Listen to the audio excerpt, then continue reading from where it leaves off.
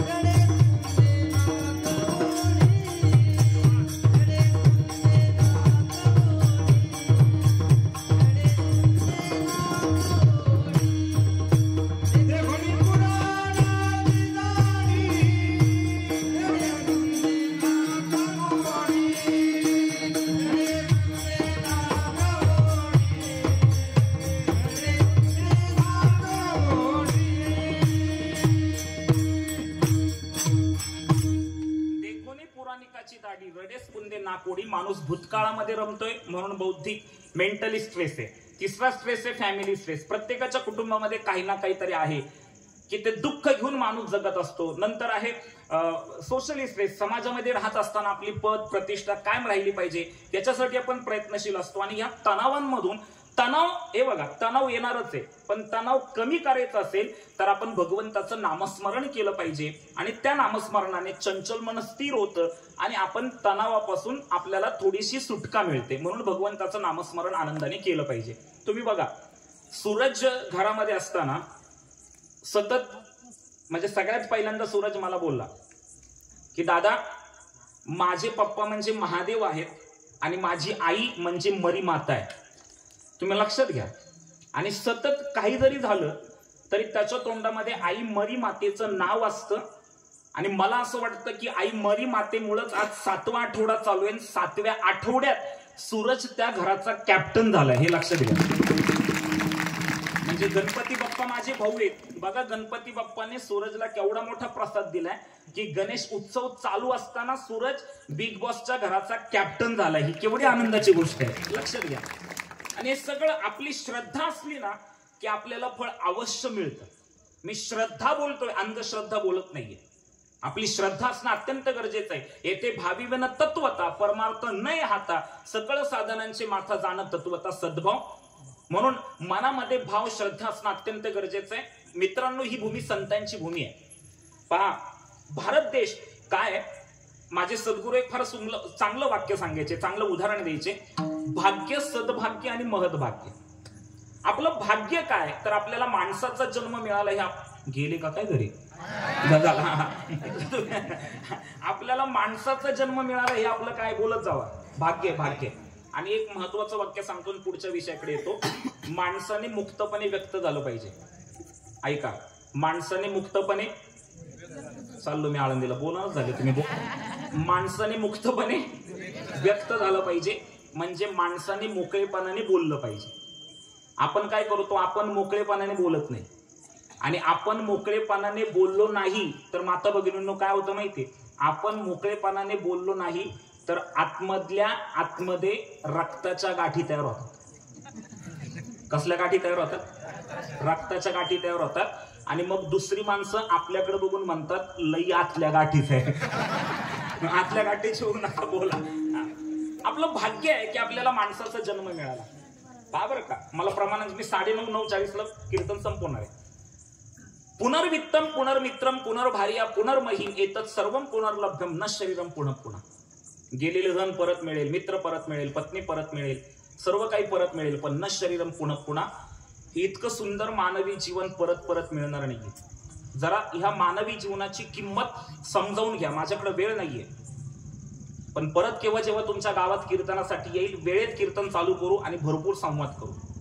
थोडासा विचार करा. The man is thinking animal. माणूस हा विचारशील प्राणी आहे. माणसाने विचार करणं गरजेचं आहे. की आपल्याला मानवी जीवन मिळालंय. प्रत्येक गोष्ट पैसे देऊन मिळेल. देवाने आपल्याला फुकट हे मानवी जीवन दिलंय, त्याची किंमत आपल्याला समजली पाहिजे. म्हणून कुत्र्या मांजराचा जन्म मिळण्यापेक्षा माणसाचा जन्म मिळाला हे आपलं भाग्य आहे. हा माणसाचा जन्म आपल्याला इतर देशात मिळण्यापेक्षा भारत देशात मिळाला हे आपलं सद्भाग्य आहे.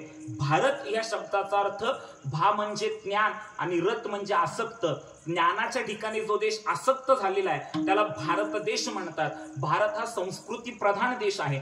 भारत हा धर्म प्रधान देश आहे. भारत हा कर्म प्रधान देश आहे.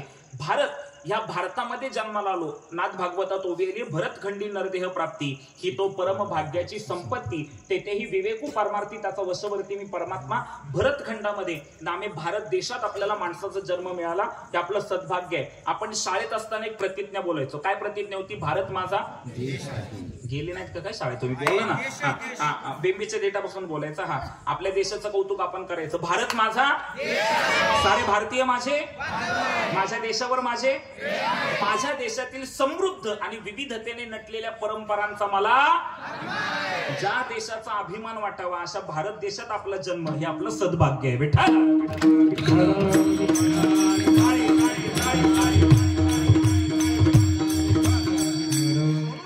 मानवी जीवन मिळणं भाग्य, हे मानवी जीवन भारत देशात मिळणं सद्भाग्य. आणि हे मानवी जीवन भारत देशात मिळूनही इतर राज्यांमध्ये मिळण्यापेक्षा महाराष्ट्र राज्यामध्ये म्हणजे साधू संतांच्या भूमीत मिळणं हे महत्भाग्य. पवित्र ते कुळ पावन होतो देश जेथे हरीचे दास जन्म घेते. विठ्ठल. आणि या संत मांदियाळींनी आपल्याला जीवन जगण्याची दिशा आणि दशा दाखवली. ऐका बरं का, मी नेहमी एक वाक्य सांगत असतो की ज्ञानोबा तुकोबारांनी अवतार घेतला नसता आणि आपल्या अवतार कार्यामध्ये ज्ञानोबा तुकोबारांनी तुम्हाला मला आळंदी पंढरीची वाट दाखवली नसती तर तुमची माझी या संसारामध्ये वाट लागल्याशिवाय राहिली नसती. संत म्हणायचं कोणाला? ही भूमी संतांची भूमी आहे. संत म्हणायचं कोणाला? सुभाषितकार सांगतात सन्मार्गवर्तेना संत तदरूपेन विद्या विनय वृद्ध स एव वर्तती संत.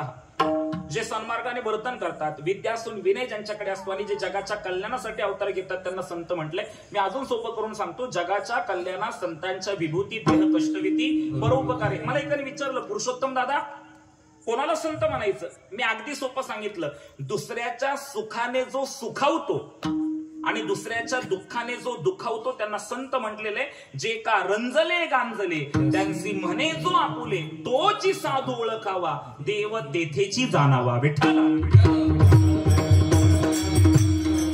मी मध्यंतरी एका पेपरला हेडलाईन वाचली, यहा हर शख्स परेशान सा क्यों, यहा हर शख्स परेशान सा क्यों. इथं प्रत्येक माणूस दुःखी काय?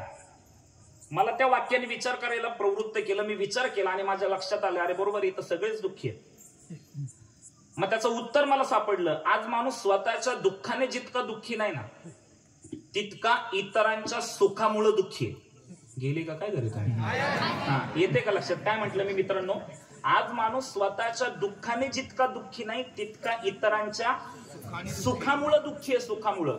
सुखामुळे दुःखी आहे. अरे मी कितीही दुःखी असलो तरी चालेल पण माझ्या शेजारचा सुखी नसला पाहिजे, ही वृत्ती आहे माणसांची. आणि काय माहितीये का, मी तुम्हाला गंमत सांगतो. आपल्या जीवनात दुःख असेल तर इतरांच्या जीवनात दुःख आलं पाहिजे ही एक भूमिका माणसाची असते. एक भूमिका असते. ते 5 मित्र देवाच्या दर्शनासाठी गेले कोविड नंतर, बरं का, कोरोना नंतर. कोविड नंतर 5 मित्र देवाच्या दर्शनासाठी गेले. आता त्या कोविडच्या काळामध्ये स्वतःचीच काळजी स्वतः आपण प्रत्येक जण घेत होतो. म्हणजे आपण फक्त जगण्यासाठी प्रयत्न करत होतो. मग आपला बाप जगला पाहिजे, आपली आई जगली पाहिजे, आपलं पाहुणा जगला पाहिजे, काहीच नाही, फक्त आपण जगलो पाहिजे हाच विचार होता. त्याच्यामुळं सगळी गावं एकदम ओसाड पडली होती. गावातली मंदिरं, मंदिरातले देव सगळे धूळ खात पडलेले होते. आणि लॉकडाऊन उठला आणि लॉकडाऊन नंतर ही शहरातले 5 मित्र, आपण जातो ना शहरात राहत असतो तर गावाकडे जातो ना आपण, यात्रेसाठी जातो, देवाच्या दर्शनासाठी जातो.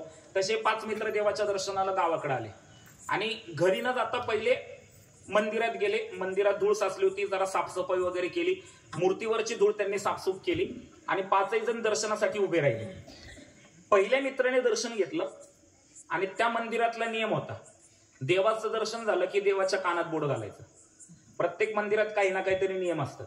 जसं सिद्धिविनायकाला तुम्ही मुंबईला गेले की सिद्धिविनायकाचं दर्शन झाल्यानंतर अडचणी उंदराच्या कानात सांगायच्या, तसं प्रत्येक मंदिरामध्ये काहीतरी नियम असतात. तसं या मंदिरातला नियम होता, देवाचं दर्शन झाल्यानंतर कुठं बोट घालायचं, कानात बोट घालायचं. हे 5ही जण रांगेत उभे राहिले. पहिल्या मित्राने देवाचं दर्शन घेतलं आणि नियमाप्रमाणे देवाच्या कानात बोट घातलं. आता देवाच्या कानात बोट घातलं, देवाच्या कानात जाऊन बसला होता विंचू. आता हा विंचू मला सांगा, त्यांनी बोट घातल्यानंतर हा विंचू त्याच्या बोटाला गुदगुल्या करेल का चावल? चावला ना, इतक्या जोरात चावला. आता विंचू चावल्यानंतर माता बघून त्याला किती त्रास झाला असेल, किती वेदना झाल्या असतील. त्या वेदना त्याला सहन न करण्या एवढ्या होत्या, पण एवढ्या वेदना होत असताना देखील त्यांनी देवाच्या कानातून बोट काढलं, दुसऱ्या हाताने बोट धरलं आणि पाठीमागच्या 4 मित्रांकडे हसून पाहिलं. पाठीमागच्या 4 मित्रांकडे हसून पाहिलं. पाठीमागच्या मित्रांना वाटलं आज देव काहीतरी वेगळा साक्षात्कार देतो. त्यांना देवाच्या कानात बोट घालण्याची घाई. बरं, ज्याला चावलं ते येडं गेलं प्रदक्षिणेला. दुसऱ्या मित्राने देवाचं दर्शन घेतलं, देवाच्या बोटात घातलं, त्याला पण विंचू चावला. तिसऱ्या मित्राने देवाचं दर्शन घातलं, त्यांनी देवाच्या कानात बोट घातलं, त्याला पण विंचू. तुम्ही चावला म्हणा ना, प्रॉब्लेम काय होता. चौथ्याने कानात बोट घातलं, त्याला विंचू चावला, आणि 5व्याने कानात बोटलं, त्याला पण विंचू चावला. गोष्ट संपली आता माझी. आता मला सांगा, पहिल्याने जेव्हा कानात बोट घातलं तेव्हा त्याला विंचू चावला, त्याला त्रास झाला, त्याला वेदना झाल्या. मग या पहिल्या मित्रांनी पाठीमागच्या 4 जणांना सांगायला पाहिजे होतं ना, अरे बाबा फक्त दर्शन घ्या, कानात बोट घालू नका, कानात विंचू आहे, मला चावलाय, तुम्हाला पण चावेल. त्यांनी सांगायला पाहिजे होतं ना, पण त्यांनी सांगितलं नाही. त्यांनी काय विचार केला, आपल्याला चावलाय ना, यांना पण चावलं पाहिजे. आपल्याला चावलाय ना, यांना पण चावलं पाहिजे. ही एक मानसिकता माणसांची. पण ही मानसिकता असताना, आपण कितीही दुःखात असताना जगाचं कल्याण व्हावं म्हणून ज्यांनी प्रयत्न केले ते संत विठ्ठल.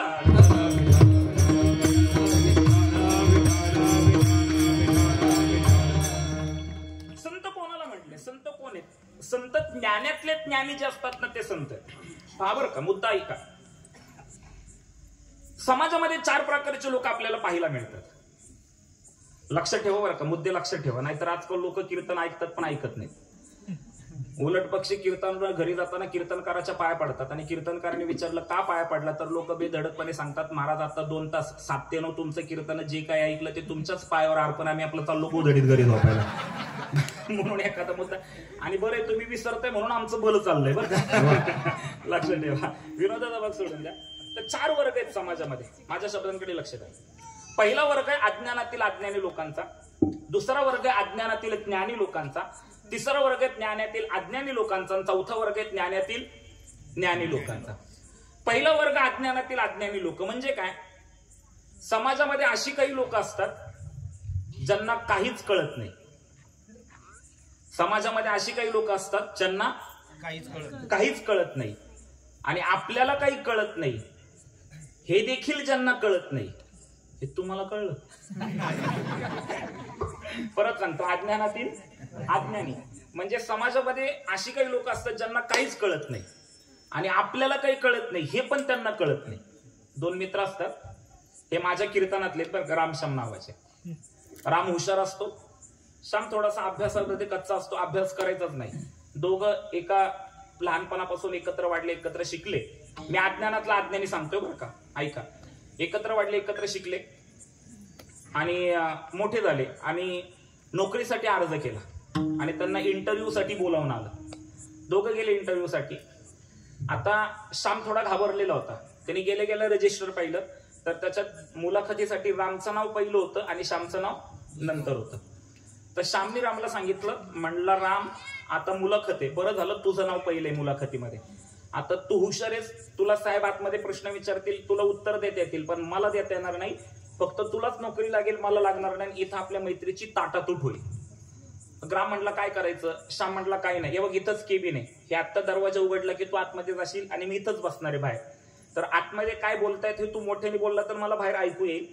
फक्त तू एक काम कर, आतमध्ये तुझी जेव्हा मुलाखत चालू असेल, इंटरव्ह्यू चालू असेल, तेव्हा साहेब तुला जे प्रश्न विचारतील त्या प्रश्नांची उत्तरं फक्त तू मोठ्याने दे, जे मला बाहेर ऐकू येतील. मग मी ती उत्तरं लक्षात ठेवील, आणि मग तुझी मुलाखत झाल्यानंतर माझी जेव्हा मुलाखत होईल तेव्हा साहेब तुला जे विचारलं तेच मला विचारणार, आणि तुझी उत्तर बरोबर आहेत मग तीच उत्तर मी देईल, म्हणजे तुला पण नोकरी लागेल आणि मला पण नोकरी लागेल. मग राम आतमध्ये जातो. आता श्यामने रामला सांगितलंय ना मोठ्याने उत्तर दे, का प्रश्न विचारल्याला सांगितलंय मोठ्याने प्रश्न विचार. तो साहेब छोट्यानेच प्रश्न विचारणार ना. राम आतमध्ये साहेबांच्या समोर बसला, श्याम बाहेर बसला, भिंतीला कान लावून बसला आणि रामला पहिला प्रश्न विचारला, अमेरिकेचे राष्ट्राध्यक्ष कोण. रामच्या लक्षात आलं उत्तर श्यामला ऐकू गेलं पाहिजे. बरं, राम अर्धवटच उत्तर देत होता. प्रश्न काय विचारला, अमेरिकेचे राष्ट्राध्यक्ष कोण. रामने बाहेर बसलेल्या श्यामसाठी मोठ्याने उत्तर दिलं, जो बायडन. जो बायडन याने उत्तर लक्षात ठेवलं. पहिला प्रश्न विचारला की उत्तर द्यायचं जो बायडन, मग प्रश्न कुठला का असे ना याच्या कुठं डोक्यात येते. रामला दुसरा प्रश्न विचारला, भारत देश स्वतंत्र कधी झाला. रामने श्यामसाठी मोठ्याने उत्तर दिलं. आता याला प्रश्न ऐकू जात नव्हते बरं का, फक्त उत्तर राम मोठ्याने देत होता म्हणून जात होतो उत्तर ऐकून. रामने श्यामसाठी मोठ्याने उत्तर दिलं. 1942 पासून प्रयत्न चालू होते, 1947 साली झाला. आणि तिसरा प्रश्न रामला विचारला, पृथ्वी गोल आहे का. रामने श्यामसाठी मोठ्याने उत्तर दिलं, शास्त्रज्ञांचं तसं मत आहे पण अजून सिद्ध करू शकले नाही. रामची मुलाखत झाली, राम बाहेर आला आणि श्याम ती उत्तर लक्षात ठेवून आतमध्ये गेला आणि साहेबांना म्हणला, साहेब पटकन प्रश्न विचारायला तयारी करून आलो. आता त्या गोंधळामध्ये साहेबांनी त्याला विचारलं, तुमचं नाव काय. याला वाटलं प्रश्नच विचारला. तुमचं नाव काय. त्याने बिनधास्त सांगितलं, जो बायडन. बरं, पहिला प्रश्न ठीक होता. दुसरा प्रश्न त्याला विचारला, तुमचा जन्म कधी झाला. आहे का उत्तर लक्षात तुमचं. तुमचा जन्म कधी झाला. याने बेधडकपणे उत्तर दिलं, 1942 पासून प्रयत्न चालू होते, 1947 साली झाला. हे उत्तर ऐकल्यानंतर तो प्रश्न विचारला तो म्हटला, तुम्हाला वेडबीड तर लागलं नाही ना. हा म्हणतो शास्त्रज्ञांचं तसं मत आहे पण आपण सिद्ध करू शकलो नाही. विनोदाचा भाग सोडून द्या. म्हणजे त्या श्यामला कोणाकडे प्रयत्नांकडे गेले का काय तुम्ही.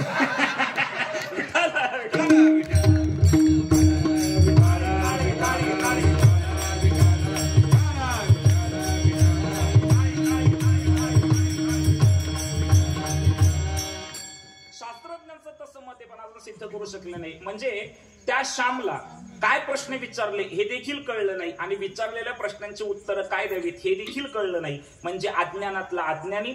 वर्ग दुसरा आहे अज्ञानातील ज्ञानी लोकांचा. येत काही नसतं पण आम्हाला फार येतंय अशा आविर्भावामध्ये समाजात ही लोक वावरत असतात. वर्ग तिसरा आहे ज्ञानातील अज्ञानी लोकांचा. याच्यामध्ये प्रापंचिक ज्ञान असू शकतं पण स्वरूपाच्या बाबतीत अज्ञानी असतात. आणि चौथा वर्ग आहे ज्ञानातील ज्ञानी लोकांचा. ज्ञानातील ज्ञानी लोकांचा म्हणजे काय, तर ज्यांना प्रापंचिक ज्ञानही आहे आणि पारमार्थिक ज्ञानही आहे. प्रपंच आणि परमार्थाची सांगड जे घालतात त्यांना खऱ्या अर्थाने ज्ञानातले ज्ञानी म्हटलेले आहे. आणि आज मी ज्यांचा अभंग घेतलाय ते शांतीब्रह्म एकनाथ महाराज हे ज्ञानातले ज्ञानी आहेत. विठ्ठल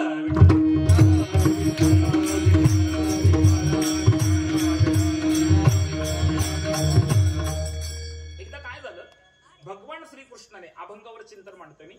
भगवान श्रीकृष्णाला उद्धवाने विचारलं तेव्हा सगळे म्हणतात भक्ती करा भक्ती करा भक्ती करा. देवा तुझी भक्ती करायची म्हणजे नेमकं काय करायचं. भगवान श्रीकृष्णाने सांगितलं, अहर्निशी माझी कथा, अहर्निशी माझी वार्ता, अहर्निशी माते ध्याता भक्ती तत्वता ती नाव. रात्रंदिवस माझे भजन करायचं म्हणजे माझी भक्ती करायची.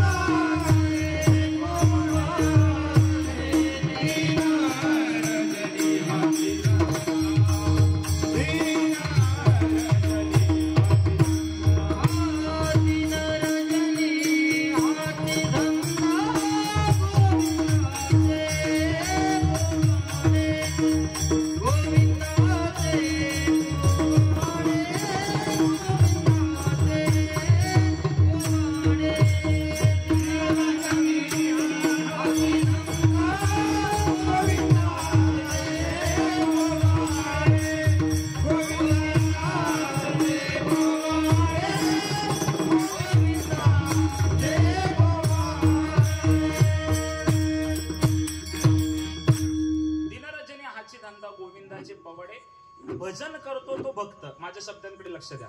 भक्ती करणं म्हणजे काय? भजन करणं म्हणजे भक्ती करणं, आणि भक्ती करतो तो भक्त. अध्यात्मशास्त्र भक्तांचे 4 प्रकार सांगतात. गेले का काय घरी? झालं अजून एक 20 मिनिटं. अध्यात्मशास्त्र भक्तांचे 4 प्रकार सांगतात. आविष्कृत भक्त, अंगीकृत भक्त, पुरस्कृत भक्त आणि अधिकृत भक्त. मुद्दा लक्षात ठेवा. माता भगिनींनो बोलू नका, माझ्याकडे लक्ष द्या. आविष्कृत भक्त, अंगीकृत भक्त, पुरस्कृत भक्त आणि अधिकृत भक्त. आविष्कृत भक्त कोणाला म्हटले?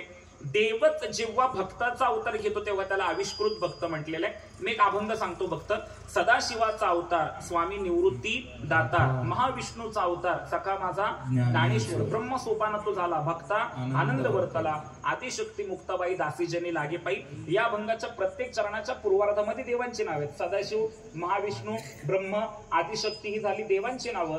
आणि याच अभंगाच्या प्रत्येक चरणाच्या उत्तरार्धामध्ये भक्तांची नाव आहेत. निवृत्ती, ज्ञानदेव, सोपान, मुक्ताबाई. किंवा आपण माऊली ज्ञानोबाऱ्यांच्या आरती बोलतो. लोकले ज्ञान आरती माऊलींची.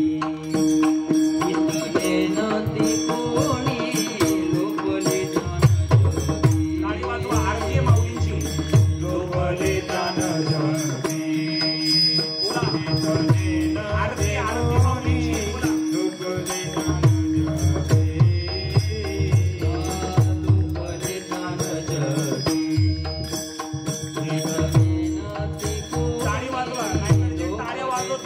आपण एक जण तुमच्या डोक्यावर बसली.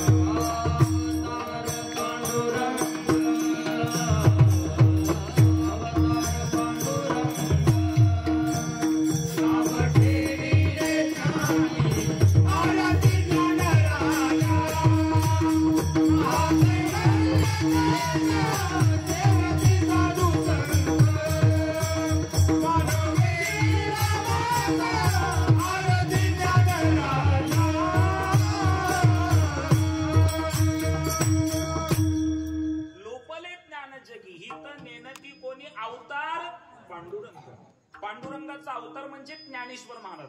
म्हणून देवच जेव्हा भक्ताचा अवतार घेतो तेव्हा त्याला आविष्कृत भक्त म्हटलेलं आहे.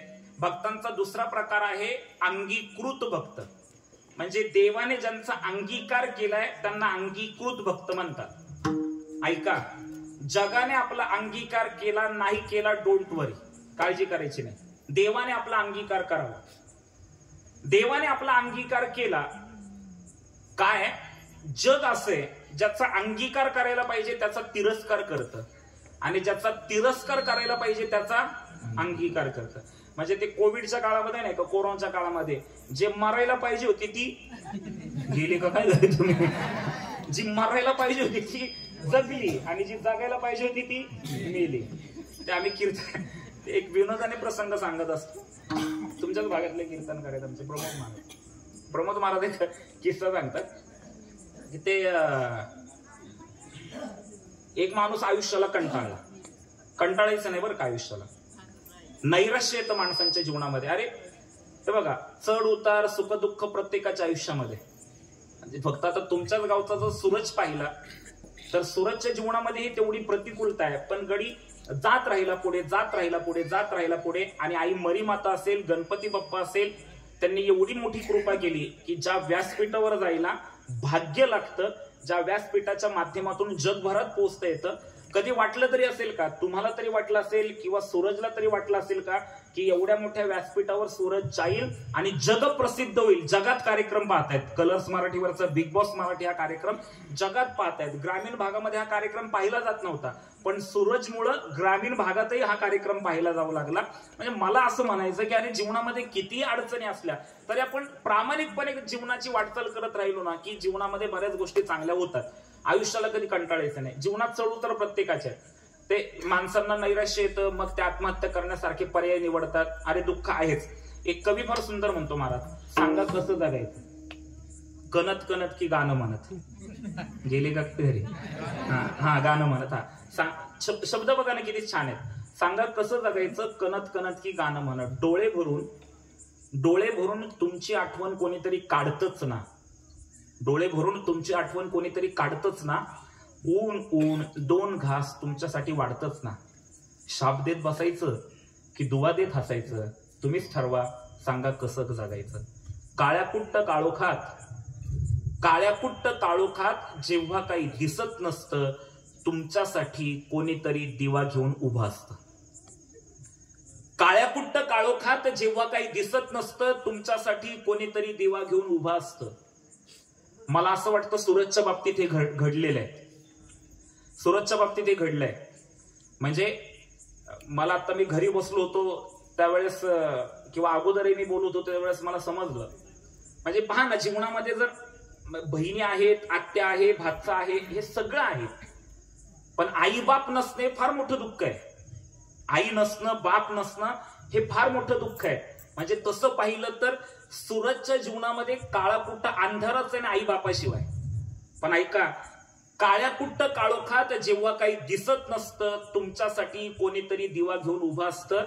सूरजच्या काळ्याकुट्ट काळोखात दिवा घेऊन जर कोणी आला असेल तर कलर्स मराठी चॅनेल आणि बिग बॉस आला असेल, म्हणून त्याच्या जीवनामध्ये तो प्रकाश पडलेला आहे. सूरजच्या जीवनामध्ये काळ्याकुट्ट काळोखात, वाक्य बघा किती सुंदर आहे. काळ्याकुट्ट काळोखात जेव्हा काही दिसत नसतं, तुमच्यासाठी कोणीतरी दिवा घेऊन उभं असतं. काळोखात कुढायचं की प्रकाशात उडायचं, काळोखात कुढायचं की प्रकाशात उडायचं, तुम्हीच ठरवा. सांगा कसं जगायचं. शेवटी फार सुंदर सांगितलंय. पायात काटे रुतून बसतात, पायात काटे रुतून बसतात, हे अगदी खरं असतं. पायात काटे रुतून बसतात हे अगदी खरं असतं. आणि फुलं फुलून येतात हे काही खरं नसतं. पायात काटे रुतून बसतात हे अगदी खरं असतं, आणि फुलं फुलून येतात हे काही खरं नसतं. काट्यासारखं सलायचं की फुलासारखं फुलायचं, काट्यासारखं सलायचं की फुलासारखं फुलायचं, तुम्हीच ठरवा. सांगा कसं जगायचं. पेला अर्धा सरला आहे असं सुद्धा म्हणता येतं. पेला अर्धा सरला आहे असं सुद्धा म्हणता येतं. पेला अर्धा भरला आहे असं सुद्धा म्हणता येतं.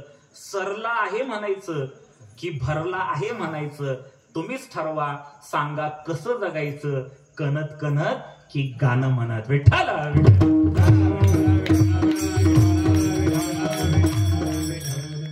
काही माणसं आयुष्याला कंटाळतात. एक माणूस गेला, आयुष्याला कंटाळला. मी नाही का म्हटलं, म्हणजे कोरोनाच्या काळात जी जगायला पाहिजे होती ती मेली, आणि जी मरायला पाहिजे होती गेली का काय घरी. तर एक जण गेला, आयुष्याला कंटाळला आणि आत्महत्या करायला गेला. भायखळ्याचा पूल, पूर्वी त्या मुंबईमध्ये एक फार फ्लायओव्हर नव्हते. आता तुम्ही गेली की अख्खी मुंबईच फ्लायओव्हरची झालेली. तर ते 35 वर्षापूर्वीची घटना. आयुष्याला कंटाळून भायखळ्याच्या पुलावर भल्या पाठी 4 वाजता त्या कठड्यावर उभा राहिला, आणि त्यांनी जीव देण्यासाठी माता भगिनींना उडी पण मारली. बरं का, उडी पण मारली. पण सकाळी 4 वाजता भाजीची पाटी डोक्यावर घेऊन एक माणूस बाजारात चालला होता. बरं, यांनी जीव देण्यासाठी उडी मारली का? ते पडलं भाजीच्या पाटीत. कुठं पडलं? भाजीच्या पाटीत. आणि भाजीची पाटी ज्याच्या डोक्यावर होती तेच मेलं. म्हणजे ज्याने उडी मारली त्याला मरायचं होतं ते जगलं, आणि जे भाजी घेऊन चाललं होतं त्याला जगायचं होतं ते मेलं. तसं आयुष्याला कंटाळू नका. तर मी सांगत होतो, अंगीकार देवाने केला पाहिजे. बरं, देव कोणाचा अंगीकार करतो का? आपण पारमार्थिक माणसं आहे. डेडिकेशन असावं लागते की, समर्पण असावं लागते की. डेडिकेशनच नाही, समर्पणच नाही. कार्यकर्त्याला नेता व्हायचंय, पण कार्यकर्ता काही कामच करत नसतं तर पक्षश्रेष्ठी विचार कसा करते? तुमचं डेडिकेशन असावं लागतं ना, तुमचं समर्पण असावं लागतं. देवाच्या चरणावर दादा किती समर्पण असावं. आपण नेहमी म्हणतो, देह जाओ अथवा राहो पांडुरंगी दृढ भाव. किंवा किती समर्पण. तुका म्हणे घालू तयावरी भार, वाहू संसार देवा पाहिजे. एवढं समर्पण, एवढी श्रद्धा पाहिजे. जसं सूरजची आहे. आई मरी मातेच्या चरणावर त्याची फार फार श्रद्धा आहे. जशी सूरजची श्रद्धा आहे. लक्ष द्या, माझ्याकडे लक्ष द्या. आणि असा देवाच्या चरणावर ज्याचा विश्वास असतो ना, त्याचाच देव अंगीकार करतो, कोणाचाही करत नाही. लक्षात घ्या, तुमचा विश्वास पाहिजे. तुमचा विश्वास असला की देवाने अंगीकार केलाच म्हणा आणि त्याच्या जीवनामध्ये प्रकाश आणलाच म्हणा. देव अंगीकार केला नाही की त्या भक्तांसाठी तो काही करायला तयार असतो. मी एक गोष्ट सांगतो तुम्हाला. भगवान शांत बसा रे, त्या दोन पोरांना शांत बसा. भगवान श्रीकृष्ण, माझ्या शब्दांकडे लक्ष द्या. भगवान श्रीकृष्ण आणि अर्जुन फिरण्यासाठी उपवनात गेले. येथे शब्द लक्षात येत आहेत, वन उपवन. बरं सोपं करून सांगतो चला. भगवान श्रीकृष्ण आणि अर्जुन फिरण्यासाठी बागेत गेले. बरं अजून सोपं करून सांगतो. भगवान श्रीकृष्ण आणि अर्जुन फिरण्यासाठी गार्डन मध्ये गेले. आता आलं लक्षात. आपल्याला अर्ध इंग्रजी आणि अर्ध हिंदी बोलल्याशिवाय लक्षातही येत नाही. बरं आपलं हिंदी पण भारी महाराज. जल्दी उठ्या, दो रोटी सट्या, कालवण सांड्या, लोटक्या फुट्या, सगळं वाटोळ हिंदीचं. बरं इंग्रजी पण तसंच आपलं. मात्र तुम्हाला मी उपवन बोललो लक्षात आलं नाही, तुम्ही असेच. तुम्हाला मी बाग बोललो तरी तुम्ही असेच. मग मी तुम्हाला गार्डन बोललो, हा मग आलं तुमच्या लक्षात. मग देव आणि अर्जुन कुठे गेले बोला? गार्डन मध्ये, बागेत गेले. ऐका बरं का, गंमत घ्या या दृष्टांताची. देव आणि अर्जुन बागेत गेल्यानंतर ते बागेतलं मनमोहक वातावरण पाहिलं. सुंदर फुलांची झाडं होती, झाडांना आलेली सुंदर फुलं होती, फुलांचा सुटलेला सुंदर सुगंध होता. आणि ते इतकं मनमोहक वातावरण पाहिल्यानंतर अर्जुनाच्या मनात आलं. अर्जुनाने कृष्णाला सांगितलं नाही बरं का. अर्जुनाच्या मनात आलं की इतक्या सुंदर बागेत आपण कृष्णासोबत काय करतोय, इथं आपली बायको सुभद्रा पाहिजे होती. अर्जुनाच्या मनात आलं बरं का. देवाला न सांगता कळलं, न सांगता तुम्हा कळो येते अंतर. अर्जुनाच्या मनात आलं बायको पाहिजे होती, कृष्णाला न सांगता कळलं. माझं वाक्य माता भगिनींनो पूर्ण करा. ज्याला न सांगता कळतं त्याला देव म्हणायचं. माता भगिनींनो, मी तुमच्या लेकरासारख्या भावासारखे बोला. मी काय बोललो? ज्याला न सांगता कळतं त्याला, गेल्या का काय घरी बोला ना पटकन, आवाज हा. ज्याला न सांगता कळतं त्याला देव म्हणायचं. आता अजून एकदा बोला. ज्याला न सांगता कळतं त्याला देव म्हणायचं. आणि ज्याला सांगूनही कळत नाही त्याला, कोणीतरी नवरा म्हटलं बरं काय. ज्याला न सांगता कळतं त्याला देव म्हणायचं आणि ज्याला सांगूनही कळत नाही त्याला माणूस म्हणायचं. तुम्ही नवऱ्याकडे कुठं गेलेला नाही. ज्याला न सांगता कळतं त्याला देव म्हणायचं. देवाला न सांगता कळलं. ऐका बरं का, देव रथातून उतरला आणि अर्जुनाला म्हटला थांब रथातच, मी आलो इथं जाऊन. आणि देव असा चौकापर्यंत गेला असेल, आपलं गणपती मंदिरापर्यंत गेला असेल आणि तिथे एक झाड होतं, झाडाच्या पाठीमागे गेला आणि देवाने हुबेहूब सुभद्रेचं रूप घेतलं. सुभद्रा म्हणजे देवाची बहीण आणि अर्जुनाची बायको. आता देव कोणते रूप घेतो? जगातला सगळ्यात पहिलं नट देव आहे बरं का. नट येतंय लक्षात? नटी, नट बोला ना, नट नटी, हिरो हिरोईन, अभिनेता परत बोला, अभिनेता अभिनेत्री, हिरो हिरोईन, नट बुवा. वाटलं आमचं आल्याशिवाय तुम्हाला बरंच वाटणार नाही ना. परत हा. नट नटी, हिरो हिरोईन, अभिनेता अभिनेत्री, ऍक्टर ऍक्ट्रेस, आर्ची. बस धन्य झालो बस. आता आपला सूरज पण नट झालाय बरं का. आणि जगातला सगळ्यात पहिला नट देव आहे. हा बस आता ऐका.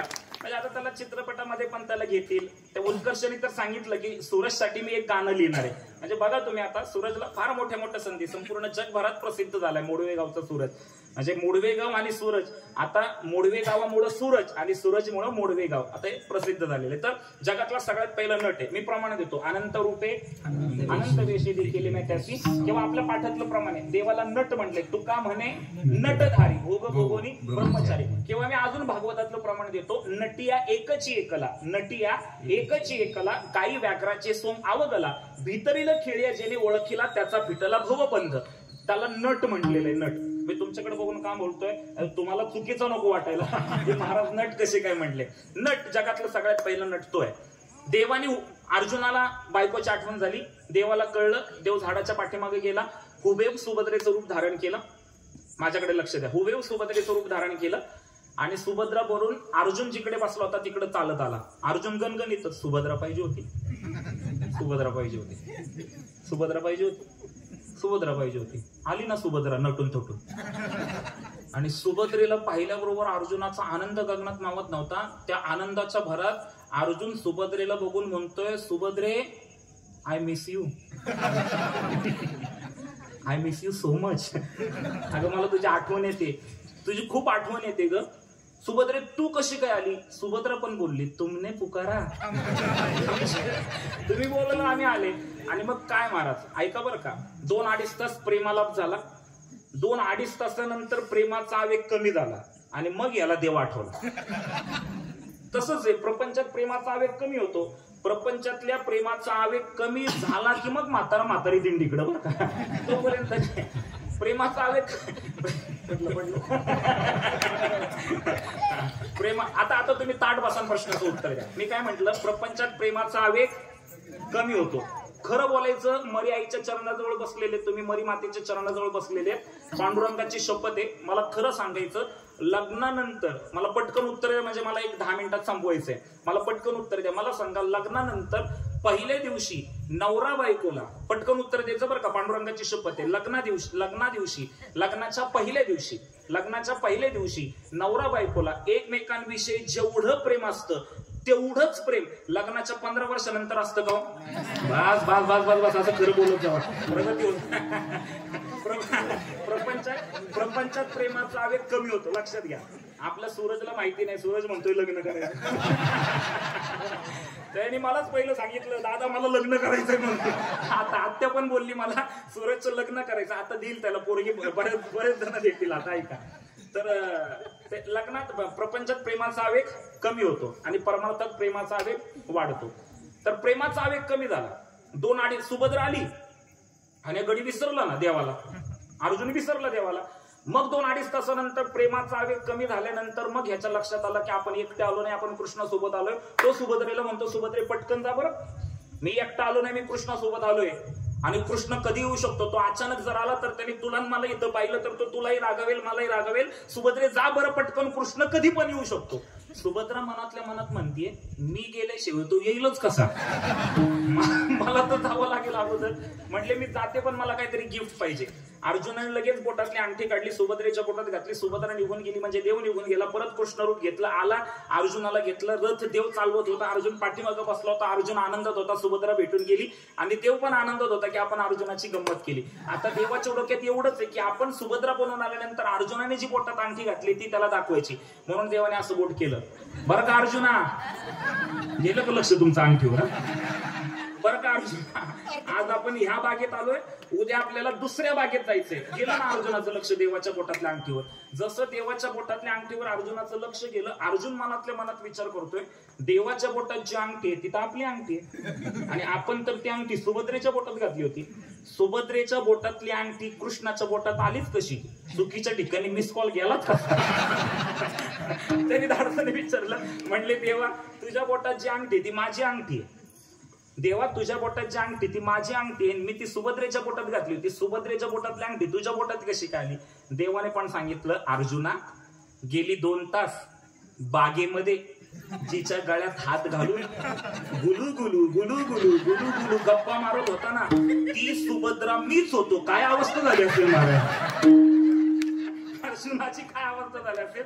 विनोदाचा भाग सोडून द्या, पण ज्या भक्तांचा देव अंगीकार करतो त्या भक्ताची तो बायकोही व्हायला तयार असतो. मी प्रमाण सांगतो, साधावया भक्ती काज नाही लाज धरीत. भक्तांसाठी तो काही करतो, म्हणून अंगीकृत भक्त. भक्तांचा तिसरा प्रकार आहे पुरस्कृत भक्त. देवाबरोबर अनेकांनी वैर केलं, देवाने त्यांना मारलं, नुसतं मारलं नाही तर मोक्ष देऊन पुरस्कृत केलं. आणि भक्तांचा चौथा प्रकार आहे तो अधिकृत भक्तांचा, म्हणजे देवाचा ज्या भक्तांवर अधिकार असतो त्यांना अधिकृत भक्त म्हटलेलं आहे. पण माझ्या आजोबा थोडंसं वेगळं सांगायची, देवाचा भक्तावर नाही तर भक्ताचा देवावरचे अधिकार असतो त्याला अधिकृत भक्त म्हटलेलं आहे. आणि मी ज्यांचा अभंग सेवेसाठी घेतलेला आहे त्या अधिकृत भक्त म्हणजे शांतीब्रह्म एकनाथ महाराज. कर्तुम अन्यथा कर्तुम असं ज्याचं सामर्थ्य आहे, जगाची उत्पत्ती स्थितीला ज्याच्यामध्ये सामावलेला आहे, असा जगत नियंता भगवंत एकनाथ महाराजांच्या घरी 36 वर्ष काम करत होता. 12 वर्ष विठ्ठल म्हणून, 12 वर्ष केशव म्हणून आणि 12 वर्ष श्रीखंड म्हणून देव एकनाथ महाराजांच्या घरी काम करत होता.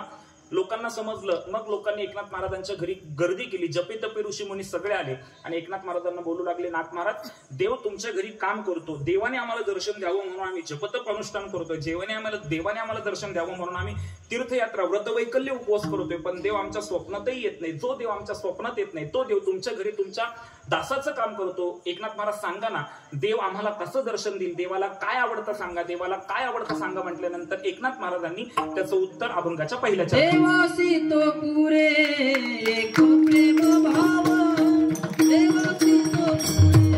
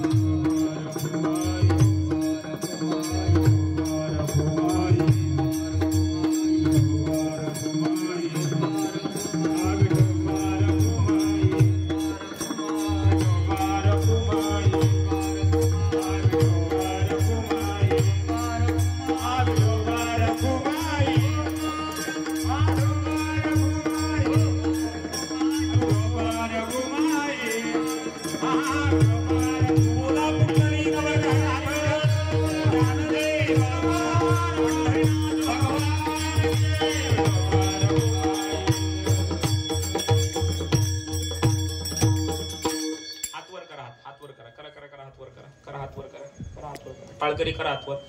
देव देश धर्मासाठी हातवर करायचे, करा हातवर करा. आता मी एवढं सांगूनही जो हातवर करणार नाही, आता काय म्हणतील नाही हातवर करणार, बघू काय होते. होईल 2-4 दिवसातच होईल.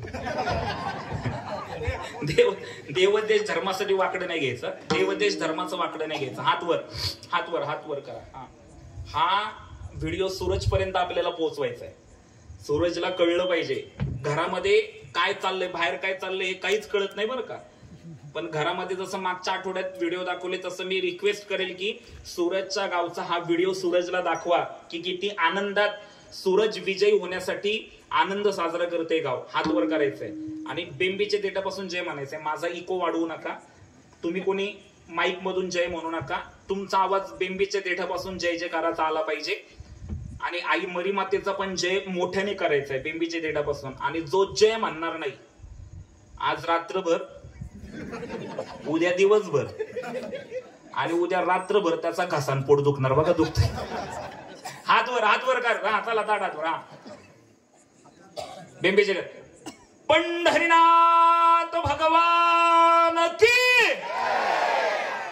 माऊली ज्ञानेश्वर महाराज की, जगद्गुरु तुकाराम महाराज की, आई मरी माता की, भारत माता की, छत्रपती शिवाजी महाराज की, धर्मवीर संभाजी महाराज की, हर हर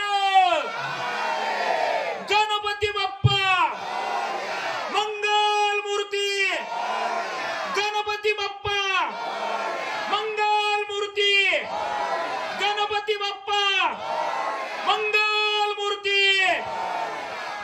करात करे तो विस्तार करत नाही. थोर प्रेमाचा भुकेला हाची दुष्काळ दयाला, भक्ती प्रेमाविना ज्ञान नको देवा. तिच्या प्रेमाची मज प्रीती, राधा प्रार्थी मी वनाप्रती. काय विषयासक्ती लागोनी खूप जा सुंदर होती का? सुंदर नव्हती, दिसायला कुरूप होती, पण मी तिचं दिसणं पाहिलं नाही. तिने माझ्यावर जे प्रेम केलं त्या प्रेमाचा मी भुकेला होतो. राधेबरोबर मी तासनतास वनामध्ये विहार करायचो. मला विषयांची आवड होती का? तर नाही. राधा माझ्यावर जे प्रेम करत होती त्या प्रेमाचा मी भुकेला होतो. थोर प्रेमाचा भुकेला. प्रेमीविना श्रुती स्मृती ज्ञान, प्रेमीविना ध्यान पूजन, प्रेमीविना भजन कीर्तन वृथा जाण नृपणाता.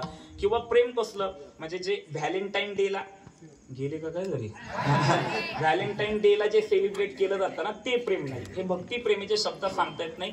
प्रेम नये सांगता बोलिता दाविता अनुभव चित्ता चित्त जाणे, किंवा अनिर्वचनीयम प्रेम स्वरूपम. मग प्रेमाचं वर्णन करताना सांगतात गुणरहितम कामनारहितम प्रतीक्षण वर्तमानम अविच्छिन्नम सूक्ष्मतरम अनुभव रूपम प्रेम स्वरूपम. गुणरहितम प्रेम स्वरूपम, कामनारहितम प्रेम स्वरूपम, प्रतीक्षण वर्धमानम प्रेम स्वरूपम, अविच्छिन्नम प्रेम स्वरूपम, सूक्ष्मतरम प्रेम स्वरूपम, अनुभव रूपम प्रेम स्वरूपम. मग हे प्रेम कुठे पाहायला मिळेल? यथाव्रज गोपिका नाम, हरिने माझे हरिले चित्त, लाली मेरे लालन की चित्त देखो लाल, लाली देखन मे भी हो गई लाल. भगवंताला ते प्रेम आवडतं. ते प्रेम कशाने निर्माण होतं? मनापासून या करिता कीर्तन आनंद नर्तन गाता गीत. कशाचं कीर्तन करायचं? रामकृष्ण हरी उच्चार सर्वदा. असं केल्यानंतर काय होईल? एका जनार्दनी हाची पै विश्वास, सर्व भावे दास होईन त्याचा. ज्ञानेश्वर माऊली नारराज माऊली नारायणेश्वर माऊली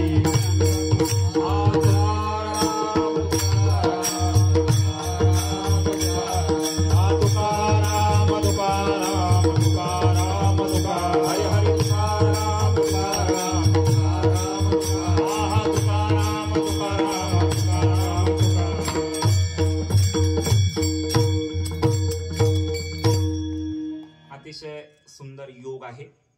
आपल्या मुढवे गावामध्ये गणेश उत्सवाच्या निमित्ताने श्री मरीमाता तरुण मित्र मंडळाने हा कीर्तनाचा कार्यक्रम आयोजित केला आणि कलर्स मराठीवरील अतिशय लोकप्रिय ठरलेला बिग बॉस मराठी सीझन 5 या कार्यक्रमामध्ये आपल्या गावचे सुपुत्र सूरज चव्हाण यांच्यामुळे आपण मला या ठिकाणी आमंत्रित केलं.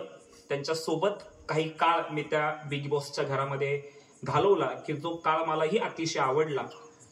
आज सूरज चव्हाण फक्त मुढवे गावाचे राहिलेले नाहीयेत तर संपूर्ण महाराष्ट्राचे झालेले आहेत. महाराष्ट्राच्या घराघरात आणि घरातल्या प्रत्येकाच्या मनामनात जर कोणाचं नाव असेल तर ते आपल्या गावच्या सूरज चव्हाणचं नाव आहे. सूरज चव्हाणचं नाव आहे. म्हणून मी परत तुम्हा ग्रामस्थांच्या वतीने कलर्स मराठी वाहिनीचे, त्याचप्रमाणे आदरणीय केदार शिंदे सरांचे, प्रथमेश सरांचे, त्याचप्रमाणे केतन सरांचे आणि अभिषेक सरांचे आणि संपूर्ण टीमचे मनापासून आभार व्यक्त करेन की तुम्ही एका सर्वसामान्य कुटुंबातील अतिशय गरीब मुलाला आपल्या वाहिनीवर बोलावून बिग बॉसच्या घरामध्ये संधी देऊन इतकं मोठं केलं. तुम्हा ग्रामस्थांच्या वतीने मी त्यांचे मनापासून आभार व्यक्त करतो. खरं तर मला सूरजच्या बाबतीत सगळेच बोलतायत. सूरज हा अतिशय निर्मळ मनाचा आहे, अतिशय प्रामाणिक आहे आणि देवावर अतिशय श्रद्धा असलेलं व्यक्तिमत्व आहे. म्हणून मी तुम्हाला सांगितलं की तिथं वेगवेगळ्या क्षेत्रातील दिग्गज लोक आहेत, लक्झरियस लाईफस्टाईल आहे, पण अशाही परिस्थितीमध्ये सूरज आपल्या मातीतला मुलगा आज त्यांच्यामध्ये तो सामावलेला आहे आणि संपूर्ण प्रत्येकाच्या मनात त्यांनी घर केलेलं आहे. छोट्या छोट्या कृती आहेत पण मनामध्ये घर करणाऱ्या कृती आहेत. अगदी गणेश उत्सव चालू झाला आणि गणेश उत्सवामध्ये तो नेहमी म्हणतो की गणपती बाप्पा माझे भाऊ आहेत, तर गणपती बाप्पाच्या कृपेने सूरज हा त्या घरातला कॅप्टन झाला. ही फार महत्वाची गोष्ट आहे. अजून एक गोष्ट मी तुम्हाला सांगेल. पहा, जेव्हा मोदक देण्यात आले त्या घरातल्या सर्वांना, आपल्या सूरजने काय केलं? गणपती बाप्पा पहिला मोदक कोणाला दिला? पहिला मोदक गणपती बाप्पाला दिला. म्हणजे या साधी कृती आहे, पण ही साधी कृती प्रत्येकाच्या मनात घर करते. सूरजला कळलं की आपण खाण्याच्या अगोदर ज्याच्या कृपेमुळे आपण आहोत त्याला नैवेद्य दाखवला पाहिजे. ही त्याची कृती संपूर्ण राज्याने पाहिली. तर सर्वांनी त्या कृतीचं कौतुक केलेलं आहे. छोट्या छोट्या गोष्टींमधून तो आपला खेळ तिथे खेळतोय. सुरुवातीला सगळ्यांनाच वाटलं होतं की सूरज हा वीक आहे, पण आज सगळ्यांनी त्याचा धसका घेतलेला आहे की सूरज हा अतिशय स्ट्रॉंग आहे. आणि कॅप्टन झाल्यापासून तर आपल्या सूरजची हवा तुम्ही बघताच आहे. म्हणजे फार छान आहे. आणि सूरजला आपण सगळे सपोर्ट करतोय, संपूर्ण महाराष्ट्र सपोर्ट करतोय. त्याची श्रद्धा फार आहे आई मरी मातेच्या चरणावर. तर मी आई मरी मातेच्या चरणावर विनंती करतो की ह्या बिग बॉस मराठी सीझन 5चा विनर हा आपला सूरज चव्हाणच असणार आहे. आणि सूरज चव्हाण जेव्हा गावामध्ये येईल की ट्रॉफी घेऊन, तर तेव्हा जसं आज मी कीर्तन केलं त्या दिवशी पण मीच कीर्तन करणार. करायचं ना कीर्तन? सूरज ज्या दिवशी येईल त्याच्या दुसऱ्या दिवशी येईल त्या दिवशी तर तुम्ही त्याची मिरवणूक काढणार, पण दुसऱ्या दिवशी परत माझंच कीर्तन होणार. देऊ ना शब्द सगळ्यांना? सूरज आल्या, तुम्हाला मान्य आहे का? मग वाजव ना टाळ्या. सूरज ज्या दिवशी इकडे येईल त्याच्या दुसऱ्या दिवशी मी परत इथं तुमच्या इथे कीर्तनाला येणार. आणि कोणत्याही कीर्तनाचं मानधन न घेता सूरजसाठी कीर्तन करणार. मनापासून तुमच्या सर्वांचे आभार व्यक्त करतो. सूरजची आत्या असेल, सूरजच्या सगळ्या बहिणी असतील, सूरजचा भाचा ओंकार असेल, बनकर साहेब असतील आणि ग्रामस्थ सगळे असतील. सगळ्यांची नावं मला माहिती नाहीये. दरवर्षी बोलवा म्हणजे नावं माहिती होती. आणि येणार मी. आता हे ऋणानुबंध आपले शेवटपर्यंतच असणारच आहेत. सूरजला आईने सूरजवर कृपा केलेलीच आहे. तुम्हा सर्वांचा पाठिंबा आहे. आपला सूरज यशस्वी व्हावा म्हणून भगवंताच्या चरणी प्रार्थना करतो. सर्वांचे महाराज आपले मनापासून धन्यवाद व्यक्त करतो. आपल्या सर्वांचे मनापासून धन्यवाद व्यक्त करतो. एकदा टाळकरी आणि वादक यांच्यासाठी जोरदार टाळ्या वाजवा. खरं तर पहा ना, म्हणजे तुम्ही मरी माता तरुण मित्र मंडळाने कीर्तनाचा कार्यक्रम ठेवला. पाटलांचा ट्रेंड सगळीकडे आहे. ऐकताय का तुम्ही? पुढचं वाक्य ऐका. इथं दही अंडी असले तरी पाटील पाहिजे.